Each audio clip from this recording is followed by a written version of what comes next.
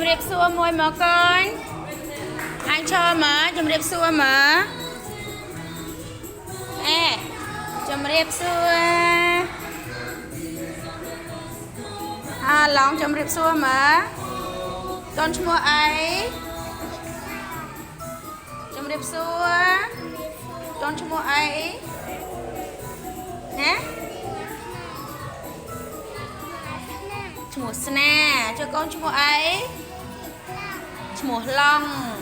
ជំរាបសួរកូនឈ្មោះអីឈ្មោះជាតាជំរាបសួរកូនជំរាបសួរមកកូនដាក់ដៃជំរាបសួរធ្វើម៉េចកូនចាអូនឈ្មោះ